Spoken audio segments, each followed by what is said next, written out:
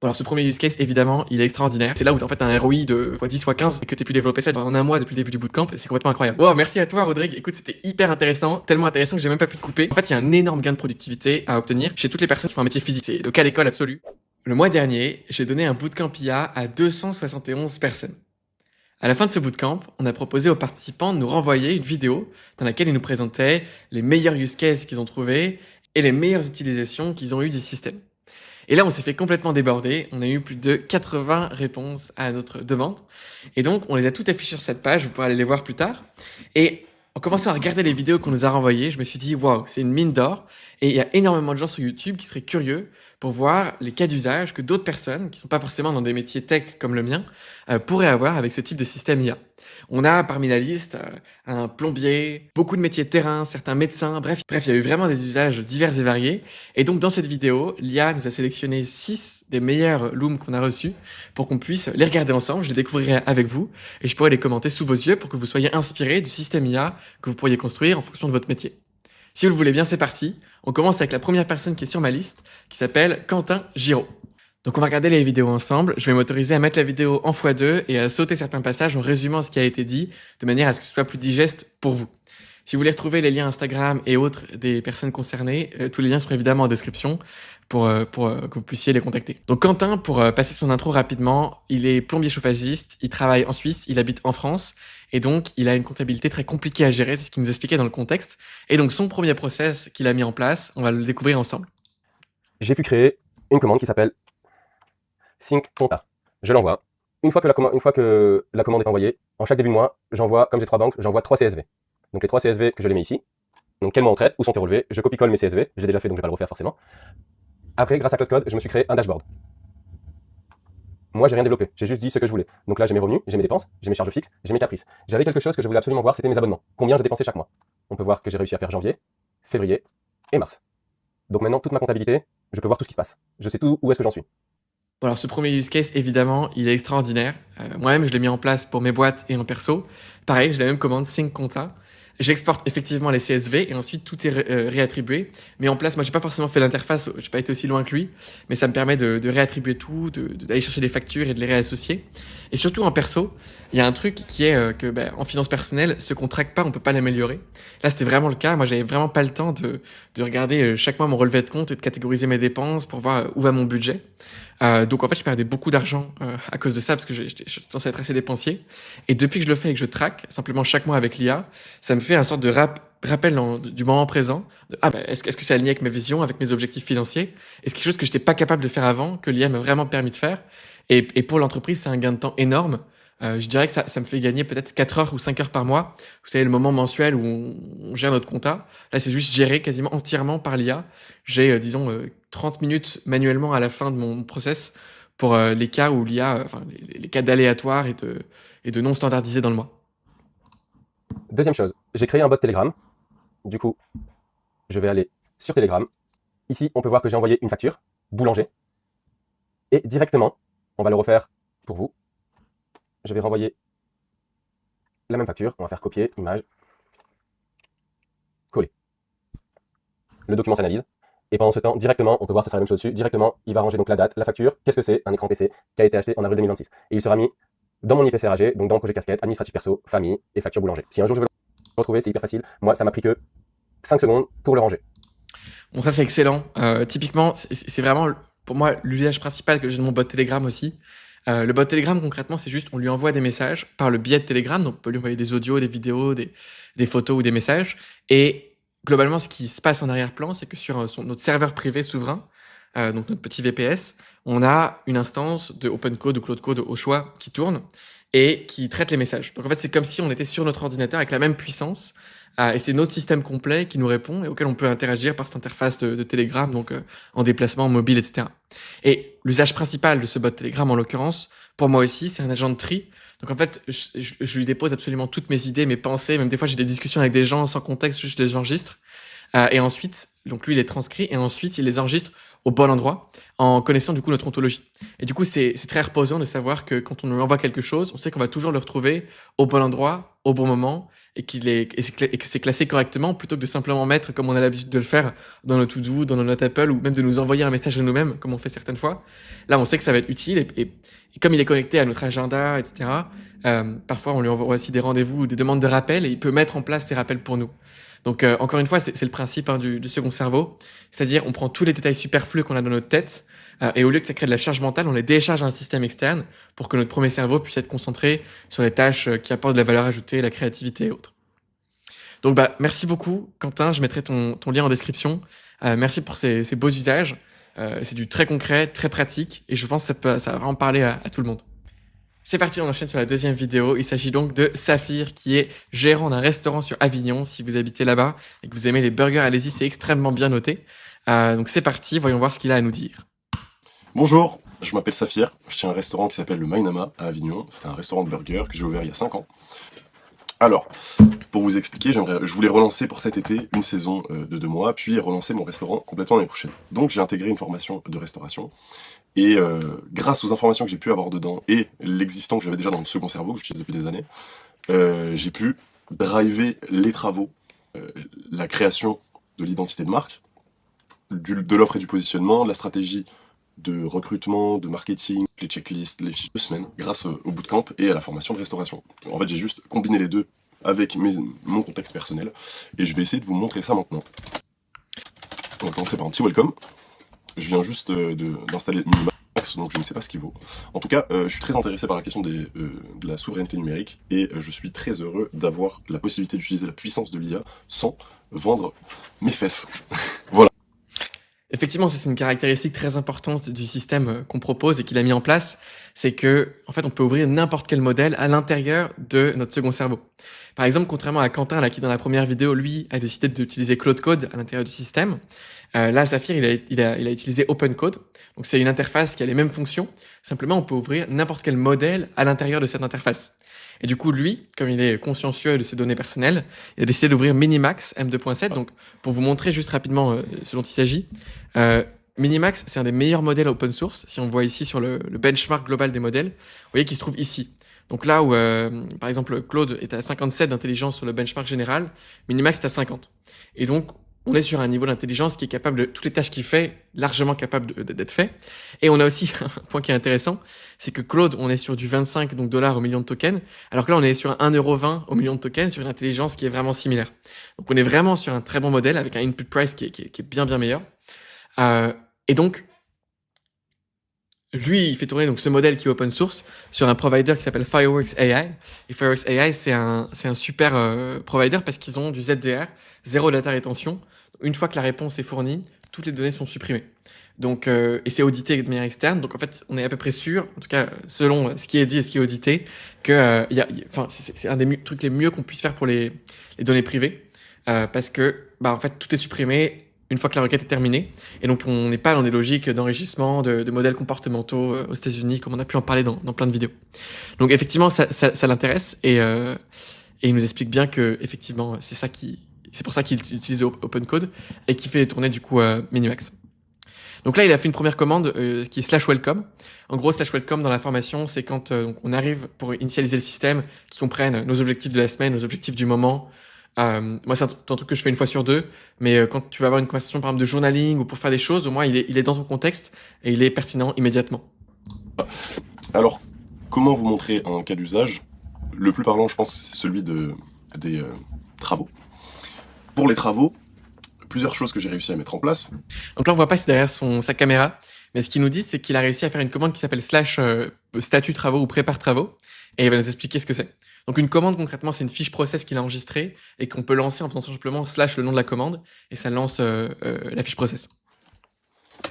Alors j'ai créé un process qui me permet d'actualiser les devis, les paiements, les acomptes, si les travaux sont entamés, terminés ou non, et du coup d'y coller le devis officiel et la facture grâce à une automatisation NocoDB.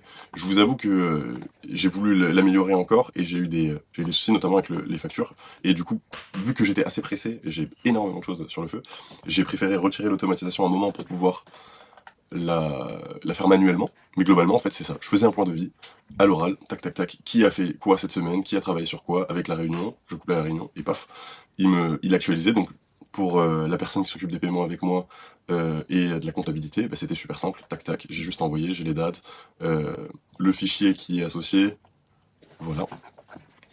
Et pour ce qui est du restaurant, du coup, voilà une cartographie de tous les process que j'ai pu faire dans différents domaines, création de contenu, SOP, etc. Je peux vous prendre le briefing pré-service par exemple. Voilà, beaucoup de ces process sont humains, et il y a beaucoup de ces process que, à part les bornes, les IA ne pourront pas complètement remplacer parce qu'on est là pour servir les gens.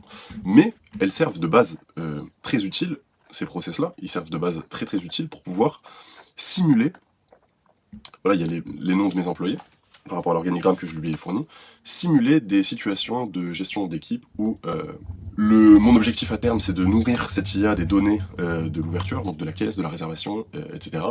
Et de pouvoir communiquer là-dessus et surtout avoir un pilotage qui soit extrêmement facilité. Là j'ai dû gagner concrètement des milliers d'euros, des centaines d'heures et j'en suis très heureux. Merci beaucoup Jean-Charles et Elliot. Merci à toi, Saphir. Non, c'est un excellent use case. Effectivement, donc ce qu'on a vu concrètement, c'est la capacité de gérer des projets avec beaucoup de données, avec beaucoup de complexité, beaucoup d'intrants de tous les côtés, avec une très grande clarté. Et c'est un des vrais usages de l'IA, c'est-à-dire que externaliser la charge mentale et la clarté, comme on avait eu avec Quentin juste avant, c'est un des trucs phares, et c'est exactement nous ce qui nous permet aussi, tu vois, le matin je me lève, je fais slash réponse, et ça répond à tous mes messages de toutes mes inbox, de partout, mail, Telegram, WhatsApp, etc. Donc je peux commencer ma journée de manière à tête reposée, et s'il y avait des to-do urgents, ils sont intégrés dans ma liste de to-do. Et donc tout ce genre de tâches, on peut les transposer à n'importe quel domaine de boîte. Ça permet vraiment de se décharger un système externe et d'externaliser toutes les tâches un peu plus ingrates. Et ensuite, effectivement, la partie planification, fiche process, SOP, avoir de la clarté dans un business, du pilotage, c'est là où en fait, tu as un ROI de x10, x15, parce que tu gagnes en clarté et tu gagnes en rapidité et en pertinence dans tes réflexions, parce que tu peux réfléchir avec plusieurs frameworks. Donc, merci pour le use case. Ça couvre parfaitement tous ces points-là. Attendez, il y a un message intéressant de fin que j'avais oublié de mettre. Merci beaucoup Jean-Charles et Elliot. Je vous souhaite une excellente journée. Achetez cette formation si vous le pouvez. Au revoir. Achetez cette formation si vous le pouvez. Je ne pourrais être que d'accord avec lui. Merci Saphir. Le resto est en description. Si vous habitez à Avignon, s'il vous plaît, allez faire un tour. On passe maintenant à Monsieur Lecomte, Renaud de son prénom. C'est parti. Ok, donc je vais partager aujourd'hui un outil que j'ai pu développer avec l'OSIA. Donc en fait, j'accompagne des clients sur la mise en place de workflow assisté par IA. Donc j'ai un client qui est arboriste et donc son entreprise s'appelle Liber, que voici, donc là c'est ce petit logo. Donc c'est une entreprise en fait qui réalise des diagnostics de patrimoine arboré et pour ça qui réalise donc des monographies arboricoles suite à ces diagnostics. Donc l'idée c'était de pouvoir produire cette monographie arboricole après un chantier directement depuis le terrain, parce qu'aujourd'hui ça prend beaucoup de temps, il faut revenir au bureau, faire la retranscription des notes, mettre en page arbre par arbre, structurer le document, tout ça. Donc l'idée c'est de pouvoir digitaliser tout le flux donc en 4 étapes directement sur le terrain, donc avec la notation d'une vue aérienne. Donc là je vais reprendre actuellement là où on en est. Donc on voit là ici la vue aérienne avec donc la notation des arbres. Ici par exemple on a Malus domestica, un pommier, et on va pouvoir monter sur le diagnostic ici. Donc j'ai déjà à peu près rempli, parce que normalement j'utilise la dictée vocale, mais pendant le Loom je peux pas le faire, mais l'idée c'est de pouvoir être super efficace, donc de pouvoir dicter des observations qu'on fait directement de l'arbre.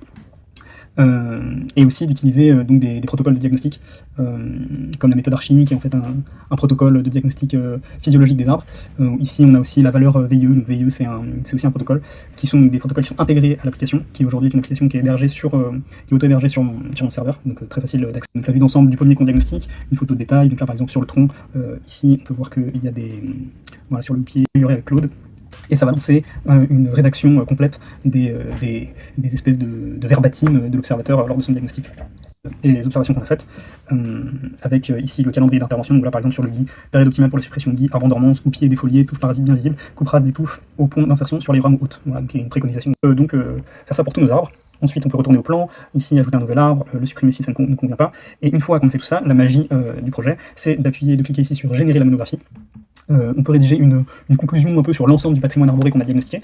Et si on a la flemme, on peut complètement cliquer sur générer la conclusion par Claude, qui va lui faire donc je peux aller sur générer la monographie. Et donc c'est là la magie du projet, c'est qu'on obtient donc une monographie en peut être envoyée directement au client à qui on vient de faire le diagnostic du patrimoine arboré, ou elle pourrait aussi être imprimée, ce qui est un peu le projet du client, c'est-à-dire de pouvoir proposer, donc là je suis en train de l'ouvrir, on voit ici une petite petit mot d'introduction. Donc on est au format paysage, donc je ne vais peut-être pas zoomer, mais la vue aérienne avec les différents arbres. Ici, la liste de l'inventaire des arbres diagnostiqués, donc on retrouve bien le qu'on renseigne. Ici, combien il coûte dans l'ensemble, avec ensuite un petit mot de conclusion. Donc là, je vois que ça a bugué, il faudrait que je vérifie. Voilà, avec un certificat de diagnostic arboricole de l'entreprise. Voilà, donc c'est envoyable directement au client et il a un document très personnalisé, hyper qualitatif. Donc c'est vraiment une optimisation d'un workflow qui prend beaucoup de temps. Voilà pour ce que j'ai réussi à faire avec l'OSIA. Merci. Merci Renaud pour la générosité de ce partage. Effectivement, je pense qu'il y a plusieurs choses intéressantes à relever sur ta vidéo.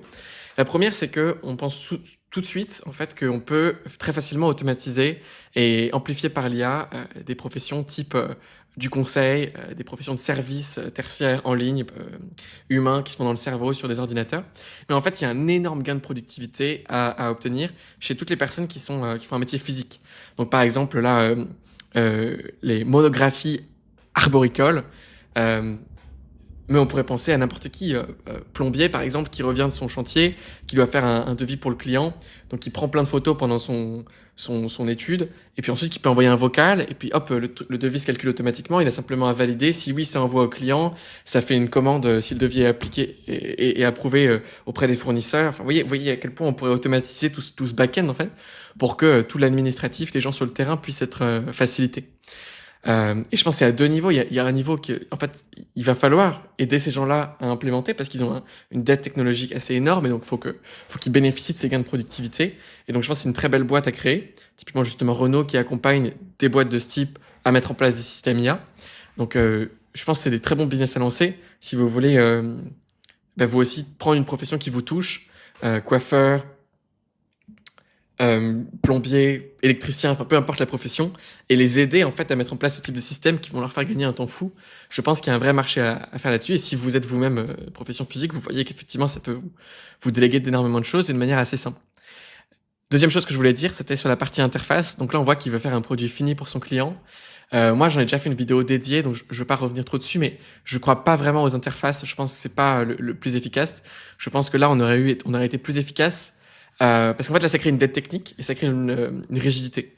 Donc si à un moment on veut customiser par exemple le rendu PDF, ça va être compliqué de le faire. Si on veut rajouter une étape, c'est pas un arbre mais un autre type de truc, on veut le catégoriser autrement, il faut refaire du dev. Et en fait on a toujours une dette technique et beaucoup de choses à maintenir, donc je pense que c'est pas la bonne voie d'implémentation. Moi je crois beaucoup plus à simplement des fiches process en fait qui sont exécutées comme des skills comme on a vu dans les deux use cases précédents. Donc la personne on lui livre en fait simplement un chatbot. Elle peut envoyer toutes ses photos au chatbot et elle fait / monographie et hop, ça lance le process et ça aura le même output à la fin, sauf que ce sera beaucoup plus personnalisable, tu n'auras pas de dette technique et ni de faille de sécurité. Donc peut-être Renaud, si tu écoutes ça, ce serait ma recommandation pour toi. Je sais que c'est un effet waouh à créer des interfaces, c'est tellement simple avec l'IA qu'on peut le faire. Cependant, je pense que c'est pas la bonne heuristique et qu'il faut pas aller dans cette voie-là. Voilà, mais merci beaucoup pour ce partage et la qualité du rendu de l'interface de tout le truc, c'est assez ouf et que tu aies pu développer ça du coup en un mois depuis le début du bootcamp, c'est complètement incroyable.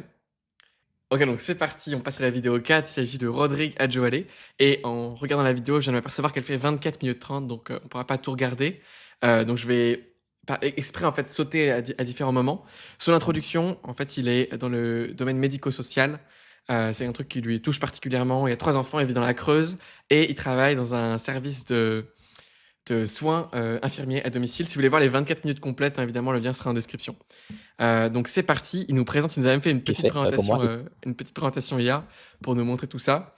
C'est parti. Pour le SIAD. Donc également appliquer ça déjà à mes process dans un premier temps.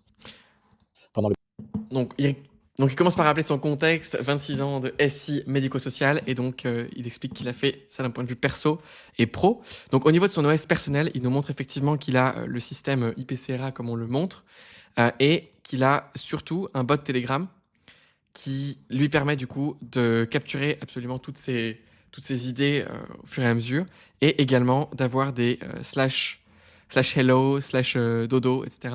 qui loguent l'entièreté des commandes. Donc il a automatisé beaucoup de sa vie avec cet élément-là. Je passe rapidement parce que le plus intéressant vient après dans sa vidéo.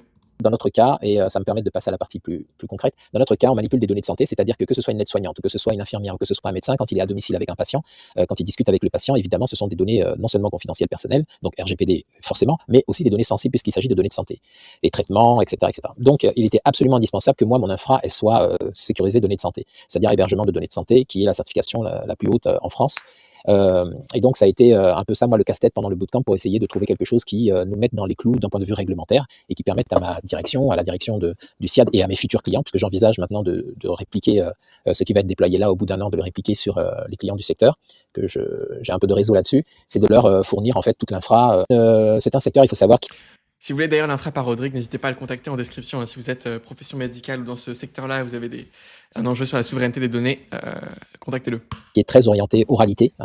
Pour eux, tout ce qui est écrit, administratif et qui est nécessaire pour la traçabilité des soins, des différents professionnels qui se relaient autour du patient, c'est absolument indispensable qu'ils laissent des traces, mais ça génère énormément de friction sur les équipes opérationnelles. Et donc, il fallait résoudre ça, et c'est ce que je vais montrer juste après. Incroyable. Donc ouais, effectivement, la communication des données, des réunions, des réunions avec le patient, des feelings qu'un médecin qui les transmet pas forcément à l'autre, c'est un énorme enjeu pour améliorer le process de soins. Et il y a tellement de friction à partager des données, c'est des plateformes outdated, etc. En tout cas, de ce que les médecins que j'ai dans mon bootcamp ont pu dire. Et donc là, effectivement, résoudre ne serait-ce que la fluidité de circulation d'informations, c'est un énorme enjeu d'un point de vue médical. Et donc, c'est ce qui résout. Donc, il montre en fait là, pour passer rapidement, qu'il utilise UpMeet, qui est un équivalent Fatome, Granola, enfin tous ces trucs qui enregistrent des réunions, mais pour justement la partie médicale, parce que c'est hébergé en Allemagne et donc que c'est RGPD. Et donc du coup, chaque praticien aura son espace UpMeet. Il connecte ça avec un webbook. Donc dès que la réunion est terminée, que le transcript est fait, ça communique avec un webbook, avec un truc qui s'appelle N8N, et comme on peut le voir, qui est auto-hébergé, donc sur leur serveur, qui peuvent sécuriser. Donc encore une fois, c'est OK dans la chaîne de confidentialité des données. Santé. Voilà, ce workflow, en fait, il capture le webbook. Donc là, les réunions, en fait, les transcripts des réunions arrivent ici, dans cette première étape. Le workflow, c'est simplement une série d'étapes d'actions qui s'effectuent. Il attend 5 minutes que la personne tag la conversation, parce que pour nous, en fait, pour que ce soit traité par le workflow, il faut mettre un tag à la conversation. Par exemple, ici, le tag nutrition, ça permettra à cette visite de nutrition de pouvoir rentrer dans le workflow. Donc ici, c'est pour ça qu'il y a une attente de 5 minutes, c'est pour laisser à l'opérateur, à l'agent, le soin de taguer avec le nom des réunions d'équipe en interne et tous les services qui se déploient. On a un service Alzheimer, par exemple, qui est anonymisé et pour envoyer le contenu de la transcription sans les données qui permettraient d'identifier le patient. Donc, il y a en plus d'être sur... là, le workflow, il tourne sur un hébergement de données de santé chez Scaleway. Et en plus d'être donc sur un hébergeur de données santé, on procède à l'anonymisation. Alors j'ai fait quelques tests pour essayer de faire tourner NIA local, mais ça bouffait énormément de ressources et c'était pas correct pour moi. Donc finalement, je suis passé sur ce process d'anonymisation complet. On envoie la data à Mistral. Mistral le traite. On reste en France, comme c'est Mistral, donc on limite un peu aussi l'exposition. Ensuite, ça revient, c'est désanonymisé avec la table d'anonymisation qui a conservé les placeholders. Et puis ensuite, c'est placé dans NoCodeDB, qui tourne aussi sur ce serveur HDS. Ça génère un docx avec le bon format du compte-rendu spécifique. Et là, ça va déposer ça dans un cloud privé, sécurisé hébergement de santé, qui est le prestataire NetExplorer. NetExplorer, c'est un prestataire français de cloud souverain de type Dropbox, Google, etc. Sauf qu'il propose de l'hébergement de données de santé. Et donc, ce qui permet de pouvoir avoir des fichiers qu'on peut utiliser avec notre bureautique, mais qui sont stockés et sécurisés. Hébergement de données de santé, pardon. Et ensuite, une fois que c'est fait, en fait, là, pour l'instant, j'ai fait un email de notification pour informer les agents du service nutrition que, par exemple, cet email à cet endroit, alors ce secteur, les gens. Donc, moi, j'ai fait le choix d'implémenter ça. Alors, au niveau de la couche applicative, C'est un excellent workflow. Évidemment, vous vous doutez bien que si on n'est pas en hébergement de données de santé, il n'y a pas besoin de faire toutes ces étapes. C'est simplement c'est une automatisation avec une étape. Simplement, le transcript arrive, on le résume et on l'ajoute au système, ou il s'ajoute au système avec le résumé automatique. Mais là, effectivement, on est dans d'autres types d'enjeux. Et ce processus d'anonymisation, des anonymisations avec la table, donc je suppose qu'il regarde s'il y a des noms, des données qui permettraient de retrouver une personne spécifique. Sur une table, du coup, il conserve les données qui ont été changées. Et ensuite, du coup, une fois que ça renvoie le résultat, avec les prénoms modifiés, les lieux modifiés, etc., ça rechange dans l'autre sens. Et c'est simplement un bout de code qui s'exécute sur le serveur. Et donc, effectivement, ils doivent être très, très compliant avec toutes les lois en vigueur. Et puis, effectivement, ça se stocke ici, ça envoie un mail. Ça a l'air ouf, ce workflow. Je pense que c'est un truc que vous pouvez copier-coller si vous avez un problème avec des données de santé. prennent plus de sens. Donc moi j'ai fait le choix d'implémenter ça. Alors au niveau de la couche applicative ici, notre pari c'est de faire en sorte qu'on conserve la tradition d'oralité qu'il y a sur ce secteur. Hein. Les gens se parlent énormément, les agents de soins se parlent énormément.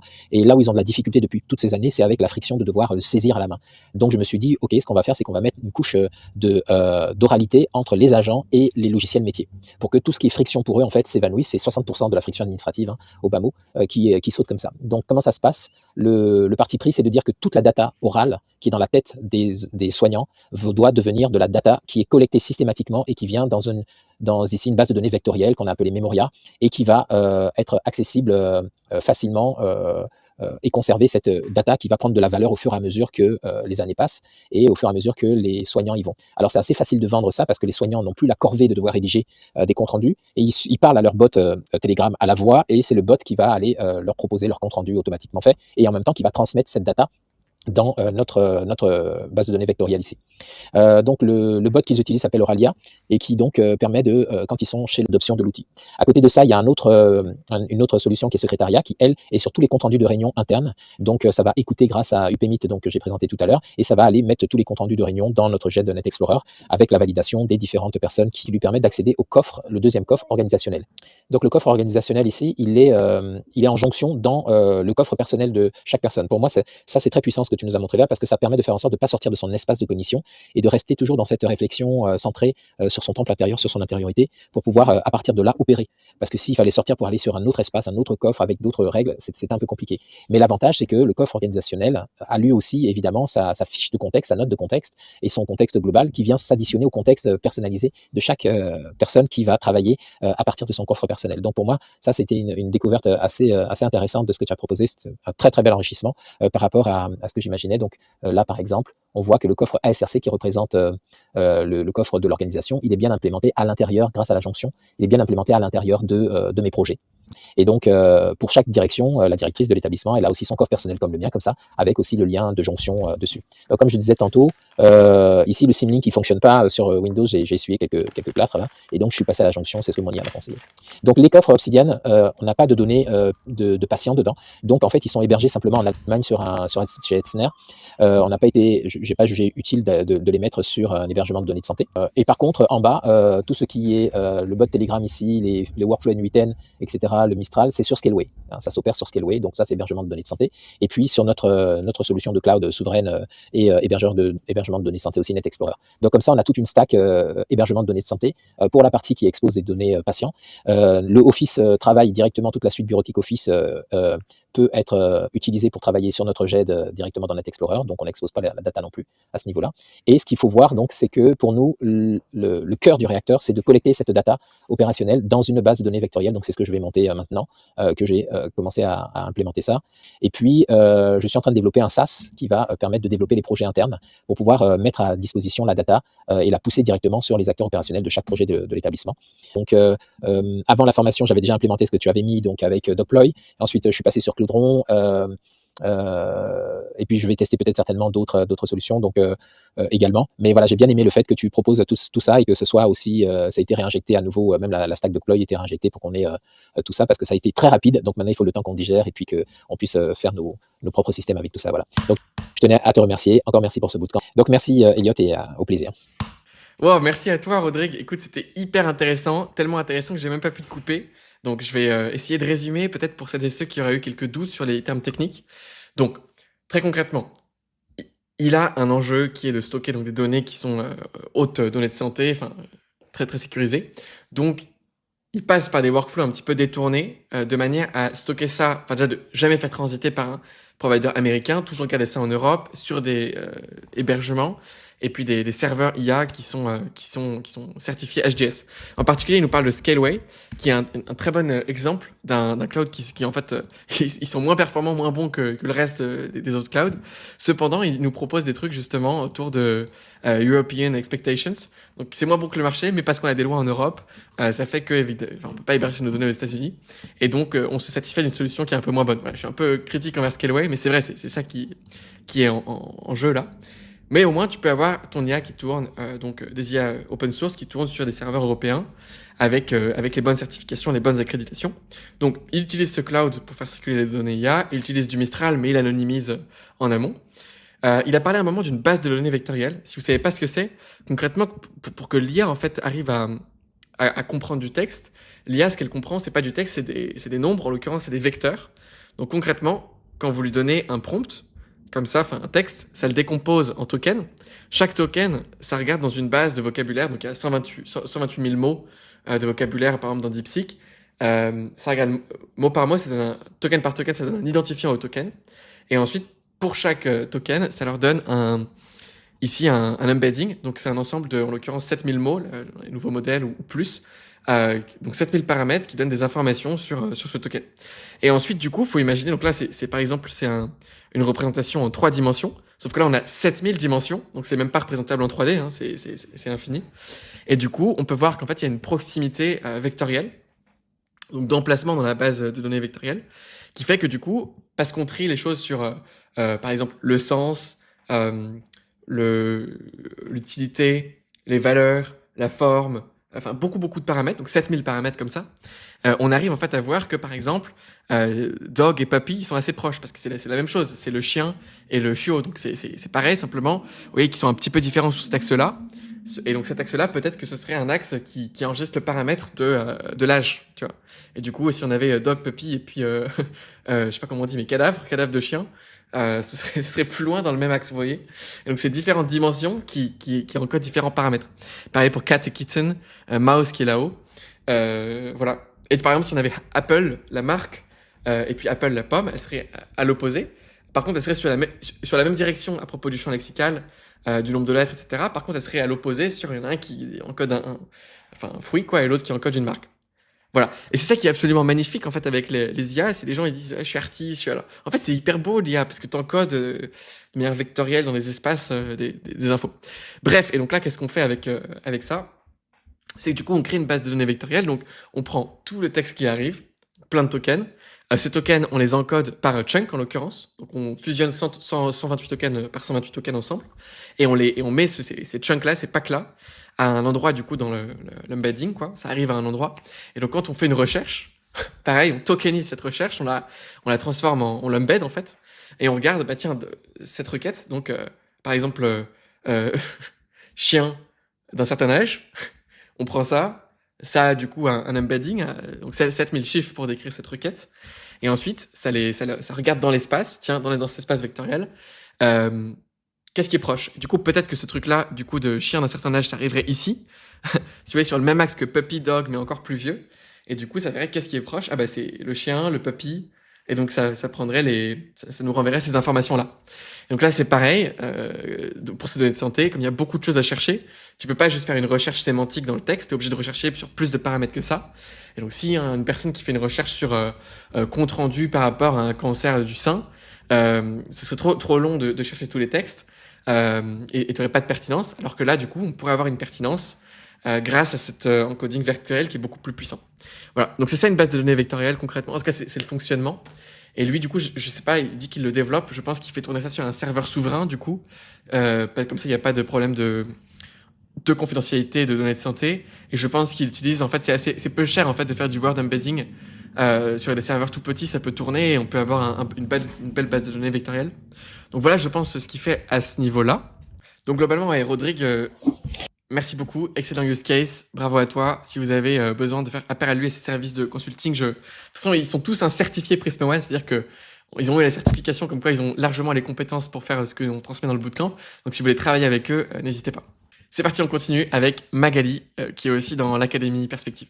Salut Elliot, salut JC, je m'appelle Magali Pigeon. Au quotidien, j'accompagne les cadres dirigeants et les cadres à naviguer dans leur transition personnelle et professionnelle. Et par ailleurs, je porte des offres B2B pour le secteur de la construction. Dans les minutes qui suivent, je vais vous expliquer comment est-ce que je me suis saisi de la formation Bootcamp IA pour structurer mon système centralisé. Et aussi, je vais vous montrer quelques exemples de ce que j'ai pu produire grâce au système. Super, merci Magali. Alors voyons voir, je vais me permettre de passer rapidement aussi parce que 14 minutes à nouveau. C'est que j'ai connecté qu'à ce sous-ensemble-là, les 3 espaces dont je parlais qui sont assez interconnectés. Pourquoi? Parce que je fais mon ordinateur en 4 grands espaces. À vrai dire, les 3 espaces qui sont ici sont très interconnectés. Et ce que j'ai fait, c'est que j'ai connecté à chacun de ces espaces un outil qui est soit OpenCode, soit Claude Code. La différence, c'est que Claude Code n'est connecté qu'à ce sous-ensemble-là, les 3 espaces dont je parlais qui sont assez interconnectés. Pourquoi? Parce qu'en fait, c'est lié à mon espace professionnel. Et j'ai installé OpenCode, à la fois comme solution de repli, de recours, si jamais il y a un problème avec Claude Code, mais aussi parce que sur mon espace personnel, je voulais absolument mettre en place une IA qui soit locale. Ouais, donc c'est toujours le même problème des confidentialités des données dont on a déjà parlé. En fait, pourquoi est-ce que tout le monde galère entre Claude Code, Open Code et confidentialité? Parce que la semaine où on a commencé le bootcamp, c'est la semaine où où Anthropic a officiellement interdit, genre le jour où je fais ma présentation, ils ont officiellement interdit, ils ont dit c'est bon, on propose plus Claude, l'abonnement Claude dans des solutions externes comme OpenClaw ou OpenCode. Et donc du coup, moi, j'avais fait tout mon bootcamp autour de OpenCode, je voulais vraiment la souveraineté, etc. Et je voulais la possibilité de choisir. Et ils nous ont retiré l'option. Mais à l'époque du bootcamp, c'était encore Claude qui était vraiment les meilleurs en termes de modèles. Et donc du coup, tout le monde a fait un truc un peu hybride, c'était un peu le chaos. Enfin bon, du coup, ils sont tous très heureux aujourd'hui, mais à l'époque, la première semaine, il y a eu un peu de support. Et donc, du coup, en fait, aujourd'hui, là, la situation a un peu changé. Moi, je recommande plus du tout Claude Code en réalité. Les modèles de Claude, actuellement, à l'heure actuelle, sont moins bons que ceux de ChatGPT. On peut le voir dans le benchmark, mais aussi à l'usage. Ils sont très, très feignants. Il y a peu de fiabilité. Ils ont pas assez de serveurs. Donc, oui, encore aujourd'hui, GPT 5.5 est meilleur. Donc, en fait, moi, ce que je recommande, c'est juste aujourd'hui de simplement avoir OpenCode. En l'occurrence, la version desktop, comme ça, t'as une belle interface. Et puis là, tu peux ouvrir n'importe quel modèle dedans.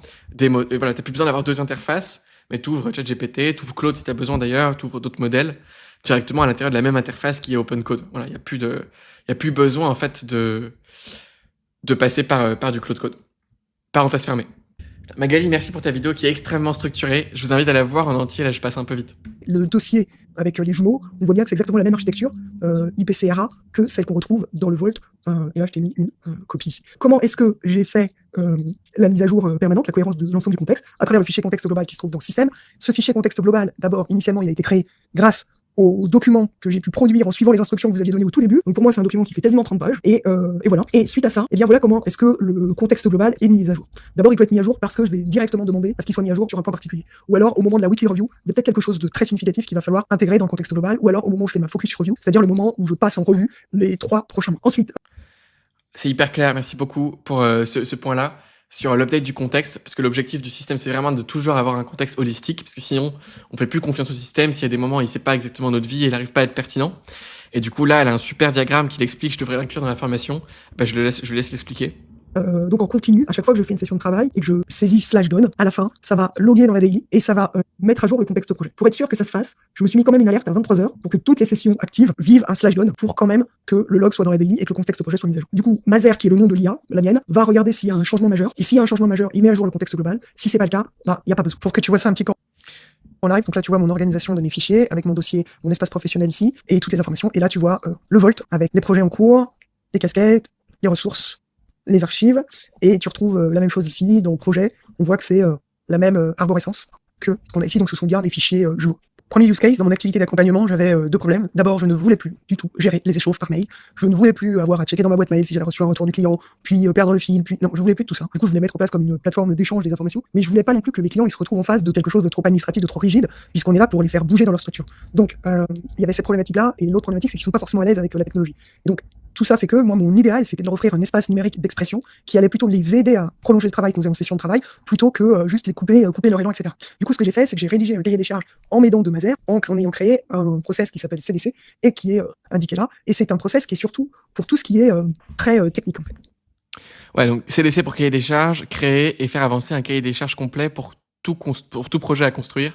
Ok. Okay. Et donc, du coup, j'ai créé ici un cahier des charges qui comportait également, je ne sais pas si on va le voir là, mais qui comportait également des logigrammes, mais aussi avec des mock-ups qui ressemblaient à ça ou à ça. Ensuite, j'ai demandé à Claude Code de... Ok, donc dans ce skill qu'elle a créé, elle a également inclus plus que simplement la fiche process, donc on voit ici, mais également des mock-ups et des choses que l'IA pourra remployer comme sous forme de template en fonction du projet et réadapter.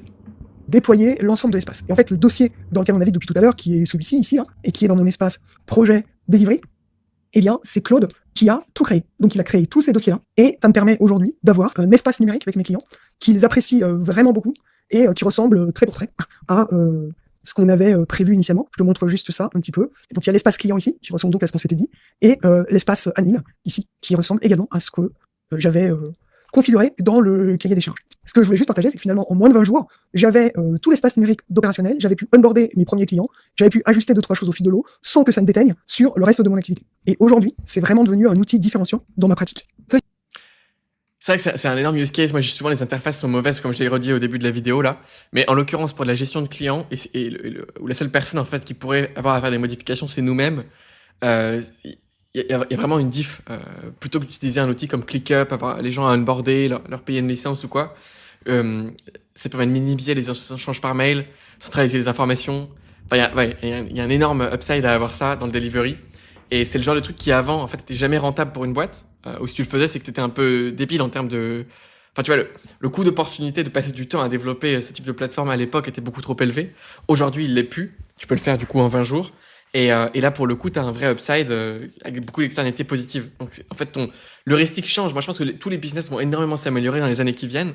Parce que, en fait, chaque jour, là où tes employés avant devaient passer du temps à maintenir des process, maintenant, ils vont avoir 80% de temps libre. Et donc, ils vont pouvoir passer du temps à essayer d'améliorer de 20% par mois les différents domaines de boîte.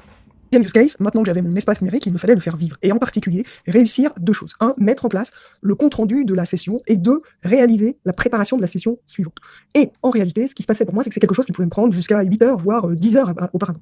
Pourquoi ? Parce que notamment le compte-rendu, c'est un compte-rendu stratégique que je faisais avec un éclairage de ce qui s'était passé avant, pour voir qu'est-ce qui était maintenant la bonne chose à dire au client pour que maintenant ça fasse son chemin, et aussi que ça prépare en réalité l'état d'esprit du client pour la session d'après. Donc là, pour pallier à tout ça, et en tout cas pour aller beaucoup plus vite, j'ai créé un process que j'ai appelé un skill que j'ai appelé post-session prise, comme tu le vois ici à l'écran. Tu peux voir ici qu'il existe. Et qu'est-ce que ça fait ? Eh bien, ça me permet de transmettre à Mazer l'enregistrement audio de la session. Il va me faire le transcript, il va me faire une première analyse.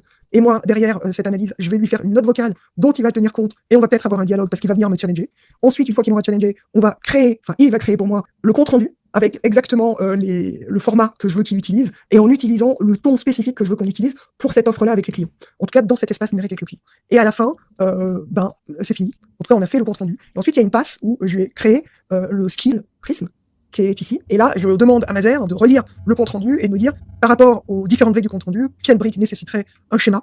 Et une fois qu'on est d'accord sur le schéma, eh bien, il produit le prompt qui va chez Nano Banana. Et du coup, on a ça sur l'espace numérique. Et franchement, c'est génial. Lundi dernier, j'ai pu traiter 2 clients comme ça, en je crois moins de 2 heures. Et il devait être 21h, donc c'était pas le moment où j'étais la plus fraîche, donc c'est allé hyper vite. Pour cette première conversation qui utilise une commande, je voulais te montrer quelque chose qui, moi, finalement, me fait vraiment plaisir, parce que souvent, je suis amené à utiliser des services annexes comme Rinse Background ou des choses comme ça pour relever background, pour compresser des PDF, etc., etc. Et donc là, j'ai tout internalisé avec Mazer. Donc là, par exemple, je vais lui dire d'enlever le background, donc le C de l'image que tu vois à l'écran ici. Comme je lui ai rien demandé d'autre, il me la met au même endroit. Et donc là, on voit que il m'a détouré l'image et qu'il m'a fait une image sans C. Maintenant, comme l'image, elle fait 7 mégas, je peux lui dire de compresser cette image. Et là, il m'a créé une image compressée qui fait 2 mégas. C'est simple, mais c'est hyper efficace dans n'importe quelle conversation de pouvoir demander ça, quelle que soit la nature du document. Incroyable, j'ai même pas ces commandes-là, elles sont hyper pratiques, on devrait les inclure par défaut dans le coffre, merci Magali. Et voilà, rien à dire, sinon l'autre use case est top. Produire mes propositions commerciales, donc là je vais lui dire à quelle heure ça se rapporte, quel type de client c'est, et je vais lui mettre la donnée d'entrée qui est ici, un fichier audio. Il me crée le dossier du prospect, Thomas Garnier. Donc si je vais dans projet, prospection, B2C prospect, on voit qu'il a créé Thomas Garnier, avec ici l'audio qu'il a recopié ici et qu'il supprimera à la fin du travail dans le hot folder qu'on a vu précédemment, et il mettra le transcript ici. Et là, les éléments de préparation. Donc ça c'est super. On peut aussi voir que dans le Vault, il a fini de créer le transcript, donc du coup il me l'a créé ici, dans le transcript, avec le transcript ici. Et il passe à la première étape, ou à la deuxième étape du process, les 38 cubes. Et bien voilà, Mazer a terminé la première phase de la préparation de la proposition commerciale. Il me met ici quelques éléments clés, Thomas en 3 phrases, les 3 levées du discours client, et ce qu'il a extrapolé pour que je puisse valider. Et il a mis dans le dossier jumeau, puisque c'est la décision qu'on a prise, il a mis le fichier en format MD. Là, je vais lire ce qu'il a fait et je vais lui faire une note vocale avec mes commentaires. J'ai pu faire ma note vocale, je l'ai transcrite en local sur mon ordi, et du coup, je demande à Mazer maintenant d'aller travailler avec le transcript pour qu'on avance maintenant dans la production de la proposition commerciale finale. Mazer m'a posé une question à laquelle j'ai répondu, ce qui lui a permis de produire la proposition commerciale, qui désormais est disponible à l'endroit où on l'avait prévu, ici. Donc, juste, si je te montre, on ne va pas aller très loin, mais voilà. En tout cas, tu peux voir ici qu'il y a tout ce dont on avait besoin. Et voilà, j'ai 100% de mon wording pour ma proposition commerciale qui est sais, ce qu'il me reste à faire, c'est de passer à la phase visuelle. Je suis en train de travailler par ailleurs sur le process qui permettra de faire ça. Et ensuite, je serai juste verni et libéré sur quelque chose qui était jusqu'à présent extrêmement chronophage, puisque ça me prenait au moins 3 heures. Génial, merci Magali. Bah, c'est parfait, enfin, c'est le cas d'école absolu. C'est super bien exécuté, c'est propre. De toute façon, nous, ce qu'on dit à tous les gens qui suivent le bootcamp, c'est que, en fait, en semaine 1, on installe le système, et en semaine 2, on map donc les process, donc toutes les actions qu'on fait qui amènent à créer de la valeur dans sa vie. Et pour chaque process, on crée une commande ou des commandes qui nous permettent de processiser en fait toute sa vie, et donc et d'amplifier sa vie avec l'IA. Et donc là, bah, Magali, tu l'as fait absolument parfaitement bien. Je pense que t'as une fonction cognitive qui est très thinking, donc très structurée, et du coup, je pense que ça s'adapte super bien, et hyper impressionné par ton résultat. D'ailleurs, si vous êtes un professionnel du BTP, Magali peut vous implémenter de l'IA chez vous. Il me semble qu'elle a une offre à ce sujet. Bon, je sais qu'on avait dit 6 personnes, mais en fait, ce sera seulement 5, parce que sinon cette vidéo va être trop longue. Je referai d'autres vidéos. N'hésitez pas à me dire ce que vous avez pensé du format en commentaire, s'il est pertinent pour vous, s'il vous inspire. Si vous voulez retrouver toutes les personnes qui ont partagé dans cette vidéo, leurs liens sont en description. Si vous voulez voir d'autres vidéos, tout est sur une page répertoriée sur notre site qu'on mettra aussi en description. Si vous voulez rejoindre le bootcamp, eh ben, on est en pleine période d'inscription au moment où je sors la vidéo, et on en lancera régulièrement. Donc, pareil, le lien d'information sera en description. Merci beaucoup pour votre attention. Je vous souhaite une excellente journée. Ciao.